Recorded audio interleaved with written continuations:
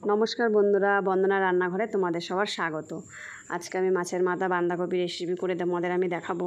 এটা খুবই ভালো লাগে খেতে। আমি বাঁধাকপিটা ভালোভাবে ধুয়ে পরিষ্কার করে নিয়ে নিয়েছি। আর এদিকে কিছুটা জল আমি চাপিয়ে দিয়েছি, জলটা ফুটে গেছে। এদিকে বাঁধাকপিগুলো দিয়ে আমি ভালোভাবে সিদ্ধ করে নেব। বাঁধাকপিটা ভালো করে সিদ্ধ করে নিতে হবে। সিদ্ধ হয়ে যাক ততক্ষণ আমি একটা মশলা করে নেবো। এদিকে আমি কিছুটা আদা আর কিছুটা জিরা দিয়ে আমি পেস্ট করে নেব। বাঁধাকপিটা সিদ্ধ হয়ে গেছে, আমি জলটা ছেঁকে নিয়েছি।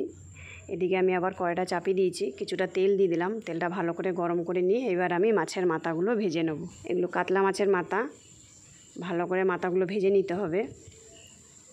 মাথাগুলো ভালোভাবে ভাজা হয়ে গেছে, কড়াকড়ি করে ভাজা হয়ে গেছে মাথাগুলো। এবার আমি তুলে নেব। সব মাছের মাথা ভাজা হয়ে গেছে। এবার ওই তেলের মধ্যে আমি আলুগুলো দিয়ে ভেজে নেব। সামান্য হলুদ আর সামান্য নুন দিয়ে ভেজে নেব। এবার আমি ভালোভাবে আলুগুলো ভেজে নেব, লাল লাল করে আলুগুলো ভেজে নেব। আলুগুলো ভালোভাবে ভাজা হয়ে গেছে। এবার আমি কাঁচা লঙ্কা চিড়ে দিয়ে দেবো।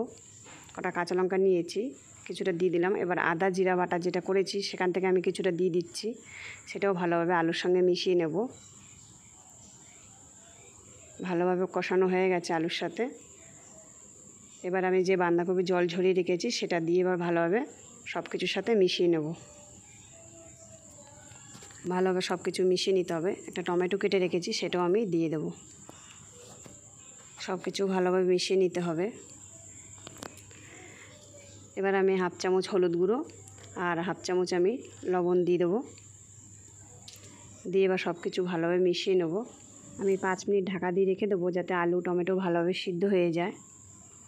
5 মিনিট পর আমি উঠিয়ে দেখব যে সিদ্ধ হয়েছে নাকি। ভালোভাবে সব কিছু সিদ্ধ হয়ে গেছে। এবার আমি এটা নামিয়ে নেব। নামিয়ে নিয়ে আমি আবার কড়াই চাপিয়ে দিয়েছি। আবার কিছুটা পরিমাণ আমি তেল দিয়ে দিচ্ছি। তেল দিয়ে এবার ফোড়ন দেবো। দুটো তেজপাতা, এবার একটা শুকনো লঙ্কা দিয়ে দেবো আর সামান্য 5 ফোড়ন দিয়ে দেবো। মশলাটা একটু নাড়িয়ে চাড়িয়ে নিতে হবে। এবার আমি একটু আদা জিরা বাটা আর একটু দিয়ে দেবো এর সাথে। মশলাটা এবার কষিয়ে নেব। এবার আমি বাঁধাকপিগুলো দিয়ে দেবো। বাঁধাকপিটা এবার ভালোভাবে নাড়িয়ে চাড়িয়ে নেব। এবার দুটো কাঁচা লঙ্কা আমি আরও দুটো দিয়ে দিলাম। সামান্য চিনি দিয়ে দিচ্ছি আমি।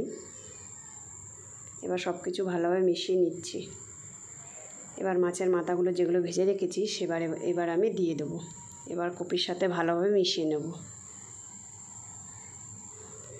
ভালোভাবে মিশিয়ে নিতে হবে।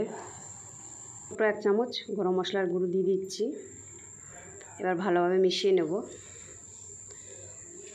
আর সামান্য ধনেপাতা কুচি দিয়ে দেবো।